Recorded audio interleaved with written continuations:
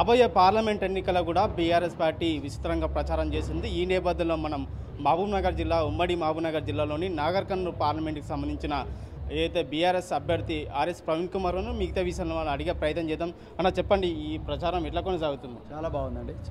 చాలా బాగుంది. విస్తృతస్థాయి కార్యకర్తల సమావేశాలు పెడుతున్నాం. త్వరలోనే ప్రజల దగ్గరికి కూడా వెళ్తాం. అంటే రెగ్యులర్గా ప్రజలతో మాట్లాడుతూనే ఉన్నాం. ఎట్టి పరిస్థితుల్లో కూడా ఈ నాగర్కర్నూలు పార్లమెంట్ నియోజకవర్గంలో మేము గెలుస్తాం. సరే, ఐపీఎస్ ఆఫీసర్గా రాజీనామా చేసిన తర్వాత మీరు ప్రజాసేవకి వెళ్ళారు. ప్రస్తుతం మొదటిగా బీఎస్పీ పార్టీకి వెళ్ళారు, తర్వాత బీఆర్ఎస్కి వచ్చారు. దీని నుండి ఎట్లా ప్రజాసేవకు ఏ విధంగా నేర్చుకున్నారు? చాలా బాగుందండి. బీఆర్ఎస్ నేను ఇంతకుముందే చెప్పినా కదా, బహుజనవాదం తెలంగాణవాదం రెండు ఒకటే. రెండింటి మధ్యలో కూడా అణిచివేత ఉంది. రెండింటిలో కూడా కామన్గా అణిచివేత ఉంది, తిరుగుబాటు ఉంది.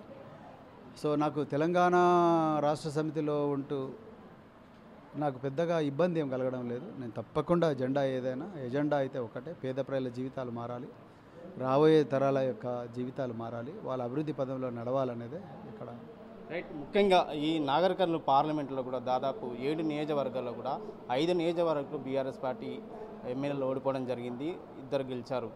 ఈ పార్లమెంట్ ఎన్నికల్లో మీరు ఏ విధంగా కార్యకర్తల ముందుకెట్టారు, ఓట్లు ఏ విధంగా అడుగుతున్నారు? జనాలందరూ ఎప్పుడెప్పుడు ఓట్లు వస్తాయా, ఎప్పుడెప్పుడు కాంగ్రెస్ని ఓడగొడదామని చూస్తున్నారు. ఈ ఓటమి అనేది కేవలం తాత్కాలికమే. సో ఎప్పుడెప్పుడు మే 13th వస్తుందా, ఎప్పుడు ఓడగొడదామని చూస్తున్నారు. సో అబ్సల్యూట్లీ మాకేం ప్రాబ్లం లేదండి. కాంగ్రెస్ వాళ్ళ మీటింగ్కు తిప్పి కొడితే సారా కూర కారా ఇచ్చినా కూడా 300 మంది వస్తలేరు. ఇక్కడ స్వచ్ఛందంగా 3000 మంది వచ్చిండ్రు ఈ కార్యకర్తల సమావేశానికి. సో అసలు కాంగ్రెస్ మాకు పోలికనే కాదు. రైట్. ముఖ్యంగా అంటే గతంలో శాసనసభ ఎన్నికలు కూడా సిరిపురికలు మీరు పోటీ చేశారు. అక్కడ మీరు ఓడగొట్టడానికి చాలా ప్రయత్నాలు చేశారు. మీరే సభలో అక్కడక్కడ ప్రోగ్రాంలు చెప్పారు. ఇప్పుడు ఇక్కడ ఏదైతే పార్లమెంట్ నియోజకవర్గం నాగర్కర్నూలులో కూడా మీరు ఓడగొట్టడానికి ప్రధానమంత్రి ఇక్కడ దింపారనుకుంటారా? 100%. నరేంద్ర మోడీ, ప్రవీణ్ కుమార్ పార్లమెంట్లో ఉంటే నరేంద్ర మోడీ నిద్రపోలేడు, యోగి ఆదిత్యనాథ్ నిద్రపోలేడు, అమిత్ షా నిద్రపోలేడు. అందుకొరకే ఎట్టని చేసి ప్రవీణ్ కుమార్ ఓడగొట్టాలనే వాళ్ళు కుట్రలు కుతంత్రాలు చేస్తున్నారు. కానీ కందనూలు ప్రజలు, నాగర్కర్నూలు ప్రజలు, నడిగడ్డ ప్రజలు ఆ కుట్రలు కుతంత్రాలు గుర్తించారు. తప్పకుండా వాళ్ళు భారత రాష్ట్రానికి వేస్తారని. అంటే ముఖ్యంగా బీఆర్ఎస్ పార్టీ గత శాసనసభ్యులుగా ఓటమి పాలైంది, అధికార పార్టీ కాంగ్రెస్లో ఉంది. మీరు ఏ విధంగా ఈ పార్లమెంటు గెలుపు దిశగా ముందుకెళ్తున్నారు? మేము ప్రజల మధ్యలో ఉండబోతున్నాం, ప్రజల సమస్యల గురించి మాట్లాడబోతున్నాం. నన్ను చట్టసభలో పంపిస్తే ఏ విధంగా ఏ సబ్జెక్టుల మీద మాట్లాడతా అనే దాని మీదనే నేను మాట్లాడబోతున్నాను. సో అందుకొరకు ప్రజలు నా సిన్సియారిటీని నన్ను నమ్మాలి అనే ఉద్దేశంతోనే నేను వాళ్ళ దగ్గరికి వెళ్తున్నాను. అందరిలాగా నేను మాయమాటలు చెప్పలేను, సారాసీసలు ఇవ్వలేను, అదేవిధంగా డబ్బుల పాకెట్లు ఇవ్వలేను. సో నేను ఇచ్చేదంతా కూడా ఈ ప్రజలకు అభివృద్ధి, వాళ్ళ గొంతుకగా నేను పార్లమెంట్లో ఉంటానని చెప్తున్నాను. సో చాలామంది ప్రజలు, 90% ప్రజలు నన్ను లైక్ చేస్తున్నారు. So I'm very happy about it. ముఖ్యంగా ఈ పార్లమెంటు ఏదైతే నాగర్కర్నూలు ఉందో, గత పార్లమెంట్ ఎన్నికలు కూడా చాలామంది గెలిచారు.